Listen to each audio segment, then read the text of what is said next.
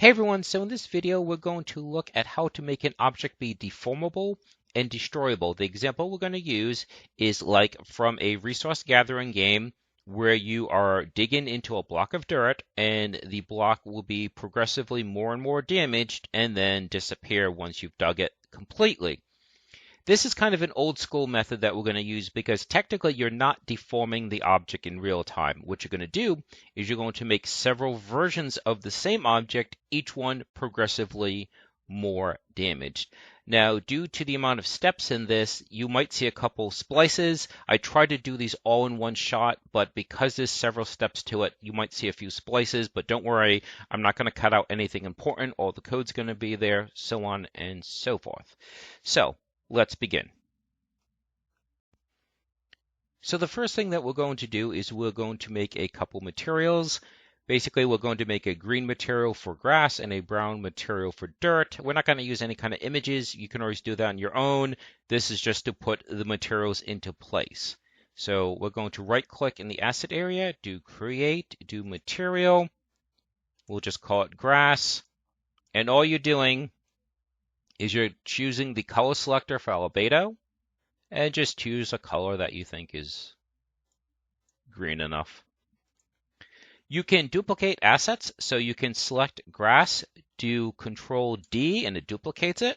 That way, say there was a bunch of different settings like metallic and smoothness and things like that, and you didn't want to have to redo all that, you can just duplicate it. So you just select the asset and you do Control D. So this one we're going to rename, we'll call it dirt, and we're going to do a similar process where you click on the color selector and you choose the color you want. We're going to go for like a brownish color for dirt. Okay, so there are our materials. Now let's get into the making of the object, or objects to be precise. So what we're going to do is, if you don't have it installed already, you're going to want to install ProBuilder. It is part of Unity, but for some reason they make it be an optional package. So you just go to Windows, you go to Package Manager, and you'll see ProBuilder. You just click on it and click Install. I have other tutorials if you want to see those for a more detailed description of ProBuilder. I'm not going to go into minute detail in this case because, again, the core functionality I want to focus on is that when you click on the block, it progressively gets more and more damaged, not on the design of the block in and of itself, although that too is important. So once you do the installation, you go to Tools, ProBuilder, ProBuilder Window. Let's add the materials to begin with. So if you want to add materials in ProBuilder, you have to bring them to the material window first, the material editor first. And it's just drag and drop. We'll put dirt on the second one, grass on the third one. Whoops, sorry. Let's try that again. Grass on the third one. And it really doesn't matter. You can put in either order. Now, we're going to start with a basic block. So in the ProBuilder window, we go to the plus sign next to new shape. It creates a 1 by 1 by 1 block. We'll click on build, close this for the moment. Now what we're going to do is we're going to split up the top facing, and by doing that, it lets us modify the top so it looks like as if like you're digging a hole into it. So I'm just zooming in with the scroll wheel. Make sure you have the facings tool selected, and as I mentioned I have another video, for several videos actually, for ProBuilder, and it breaks down the difference between the vertex, the edge, and the face selector. So with the face selector tool, you select the top face, and then let's actually add the materials first. So let's go ahead and add, with the facing selected, we'll click on grass. And then for the other ones, you're going to want to click on dirt. So just click on each facing, click on dirt. You're going to have to rotate around here to get to the other facings. Dirt.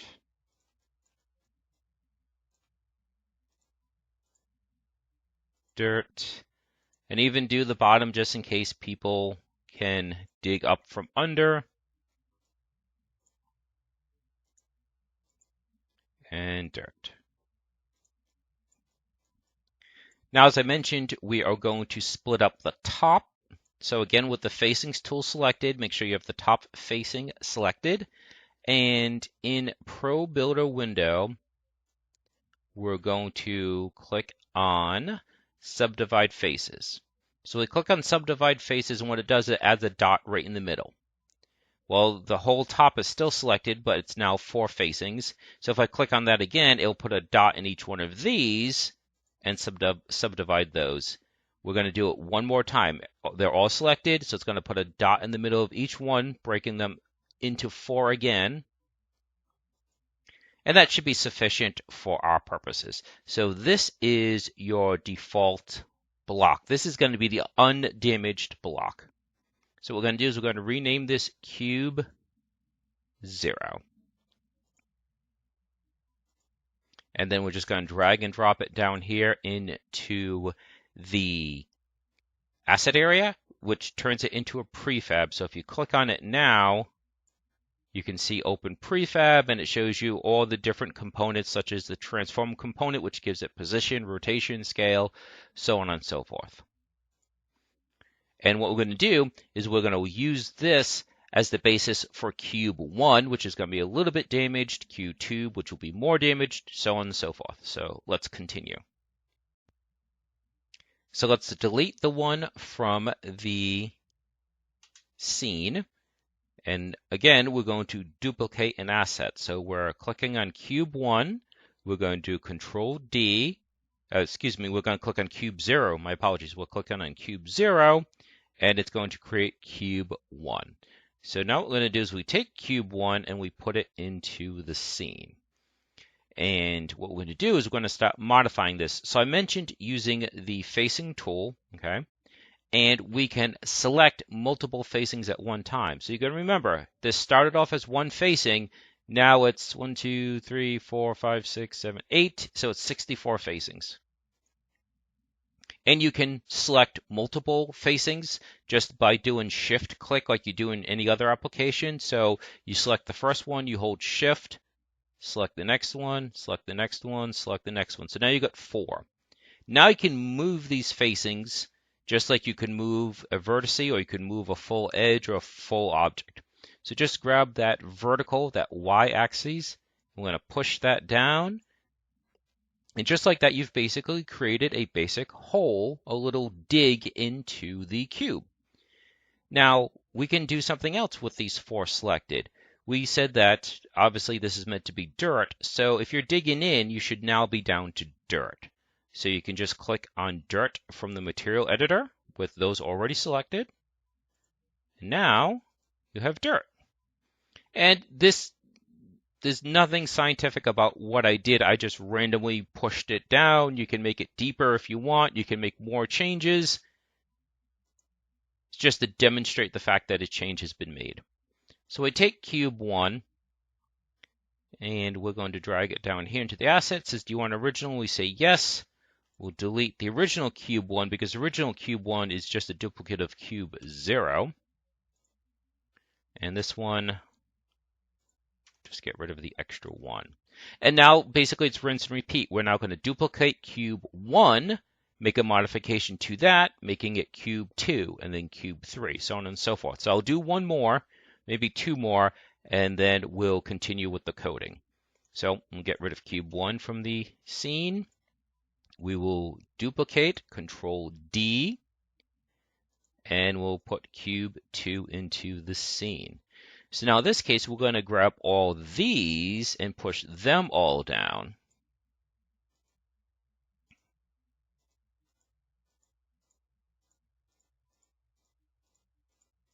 And again, just shift click, hold shift and click. And we push all those down. And now you'll probably want these to be dirt. So they're already selected, so you just click on dirt, and now they've been turned into dirt. And yes, you can move the edges down as well too. I just haven't done it yet because again, it depends how many you want to do. If you want there to be many stages, then you might do 10 or 12 of these. Like I said, I'm only going to do 3 or 4, just enough to demonstrate how the process works. So we go ahead and drag and drop that down here. We say we want it to be original prefab. Get rid of that one, and now this one will be cube 2. So 1 or 2 more. So let's get rid of cube 2 from the scene, take this cube 2, put it in here. And again, it's just to ensure that you're using the newest version. So now we select all these, again, shift click.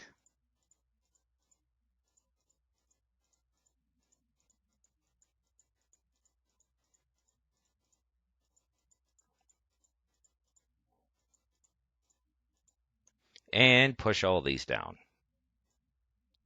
We're going to turn these into dirt. And now we're going to start modifying, like I said, these facings as well. So you can actually change this to say edge and grab the edge. So if you want to see what that looks like, change this to an edge selector, click on, sorry, I grabbed the vertice, edge selector, and you could say, do that. So you're like deforming the edge now.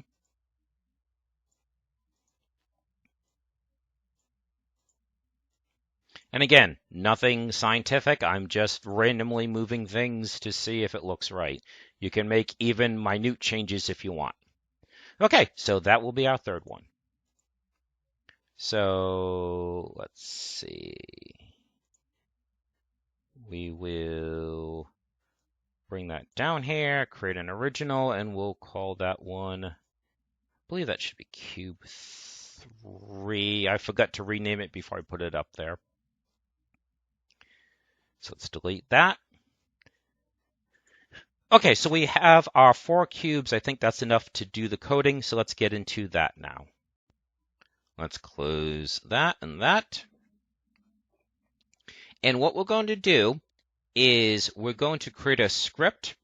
The script is going to be attached to each of these objects, and the script is going to say what to do when you click on the object. So right-click, create C#, and we'll call this deform. And you want to be cautious. There are certain words that actually have a specific reserved meaning. And if you start putting those kinds of words into the script, it might confuse it. I don't know of deform being a special meaning, but you could always do deform _ obj or something just to make sure that you're not using a reserved word. So let's take the first cube. We'll open the prefab, and we'll just attach the deform script. Yes, we haven't done anything yet, but once we modify the script, wherever the script is, we'll receive the modification. So yes, we're essentially adding what is pretty much a blank script at the moment. But again, once we modify the script, those changes will affect wherever the script is. And so again, just selecting the prefabs, choosing open prefab, and attaching the script.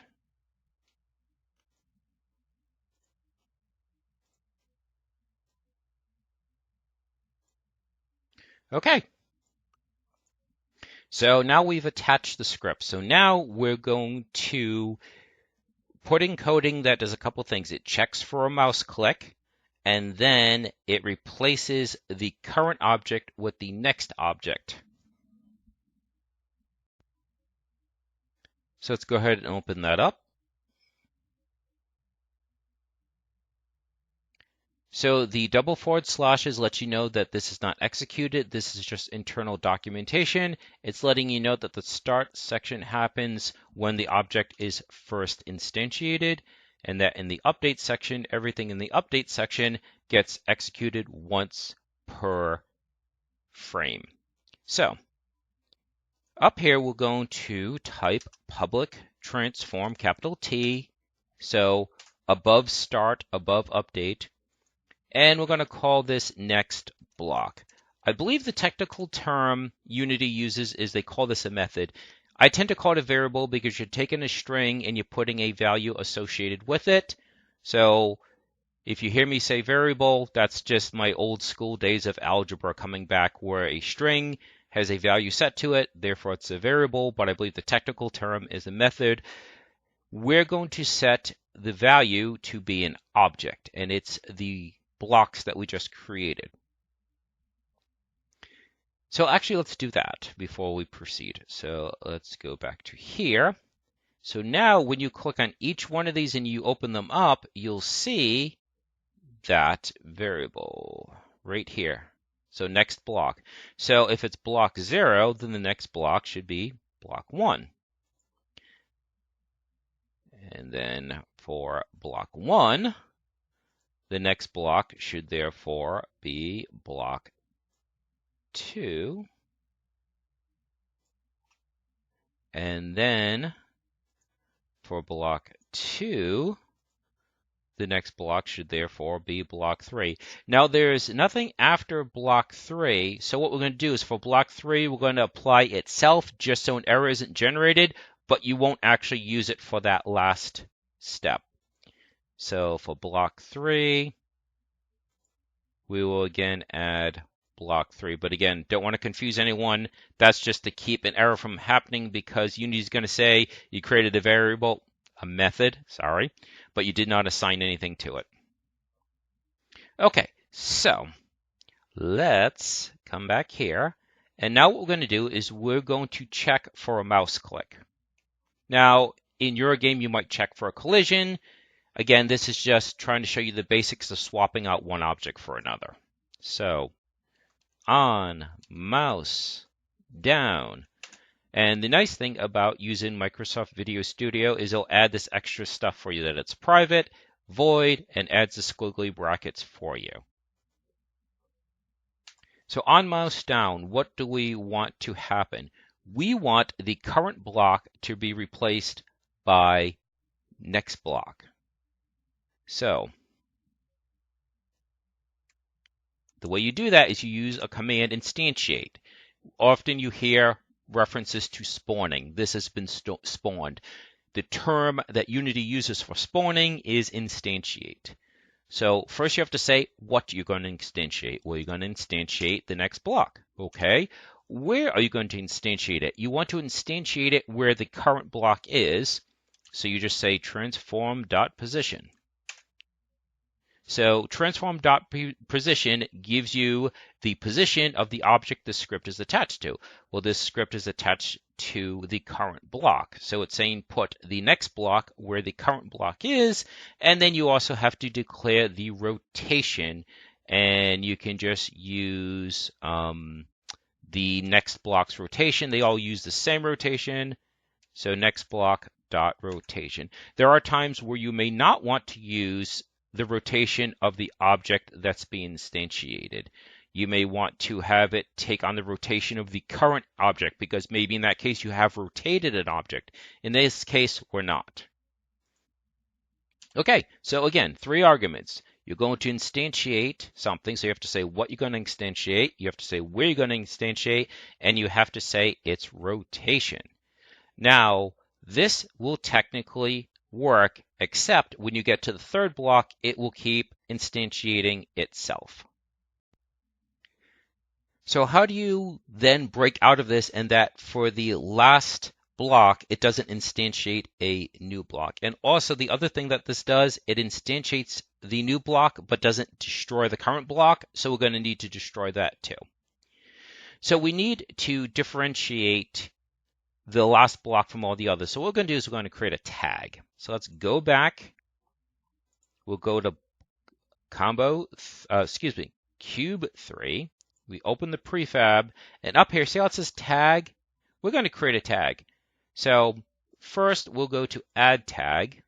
This doesn't actually add the tag to the object. This just creates a new tag. Then we have to go back and add it. So we'll call this cube 3. We'll just keep the naming consistent. We'll even use a capital. Although best practice for the objects themselves is probably to use all lowercase, just in case there's a case sensitive situation, but it's not too bad. So cube 3. And we now go back to our object. So see, we clicked on tag. It doesn't add the tag to this object. You just created the tag. Now the tag will be here, cube 3. So cube 3 has been given the cube 3 tag. So let's go back to our script. So what we're going to say, rather than always doing this, we're only going to do this if game object, so the object that the script is attached to, dot tag is not equal to. Yes, it looks ridiculous, but that's one of the ways you say not equal to is an exclamation point and then an equal sign. Who knows? You can try less than and greater than sign, but this is really the official way that you do it. So the tag of the game object the script is attached to is not equal to cube 3. And then squiggly brackets. Microsoft Visual Studio adds the second one automatically because it's presuming that you hadn't typed anything to be within those brackets yet. So now this is saying that if it's not the cube 3, so if it's cube 0, 1, or 2, then go ahead and instantiate the next cube. And then, since we always want the object to be destroyed, we do destroy game object. And yes, the sequence of this makes a big difference because if you destroy the game object, it does not exist to do the instantiation. So you have to make sure you do the instantiation first. So on mouse down, so if you click on the object and the object is not cube 3, it'll instantiate whatever's in the next block, method, variable, whatever. And then it will always destroy the current object. So if I haven't lost my mind, that should do it. So what we want to do now, I do want to point one thing out though. To detect a collision, it has to have a collider. And by default, if you create an object within ProBuilder, it has a collider. If you're importing objects, I don't think it necessarily comes in with a collider. So just be mindful of that the on mouse down only works if there's a collider. So what we're going to do is going to take cube 0, scroll out, and when we run this, every time we click on it, it should replace it with the next cube, and then with the last cube, it should disappear. Well, let's kind of put it a little bit closer. A little bit higher up, rather. So, let's see how that looks. Better. So ready? Click, click, click, click. So because the positioning is exact, you're using transform.position, the player can't tell what you've done is remove the old object and replace it with a new object. So like I said, this is really an old school method because nowadays meshes can be deformed in real time. And my intention is to eventually demonstrate how to do that, but it's very code heavy and you have to get into some of the math and geometry of how the facing is actually being drawn. So again, if you're doing just like a proof of concept, if you're doing prototyping, or if digging into the dirt is only like one small task you can do, you might find this to be perfectly adequate. In fact, let's do one more thing. Let's take this cube, we'll copy, we'll paste, we'll slide this over. In fact, since its measurement is 1 by 1 by 1, you should just be able to move it over by 1. So since this one, let's put this one at 0 even. We'll put this at 1 even for the X. Oops, sorry, we want it to also be 0. Sorry, I want them in the same horizontal row. It's the Z that I want to be careful of. So this one is, let's make this -3. Actually make it, yeah, -3.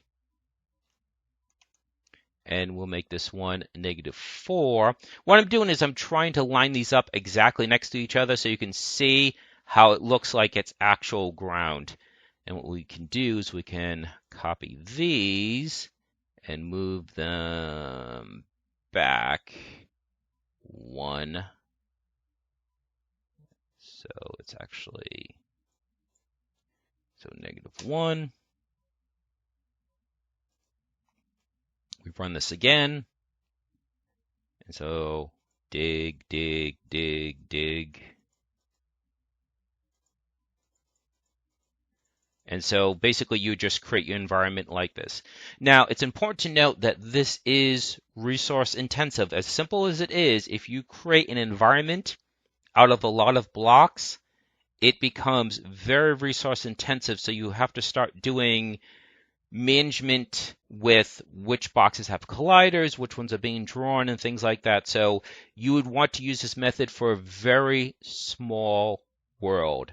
So like maybe a few thousand blocks at a time. Otherwise, it will start to impact your frame rate and the overall performance. So again, it's good for prototyping.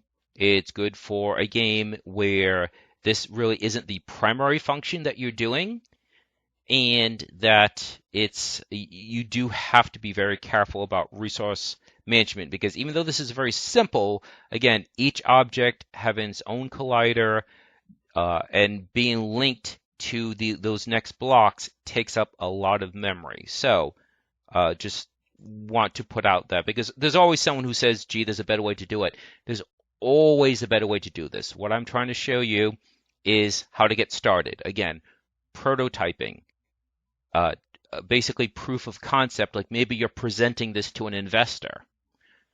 And all the time, AAA producers will release a game, and then weeks or even months later, they do something that improves performance. That's the nature of designing a game and designing programs and applications in general, is that kind of iterative approach. You make, and then you remake, and then you remake. So very often games will come out that are very slow loading, and then eventually the publisher comes out with a patch, and now it loads faster, that kind of thing. Anyway, so I think that should handle it. I hope this has been interesting. I hope this has been helpful. And if you want to see anything else, let me know. But I believe that should do it for now, and have a good day.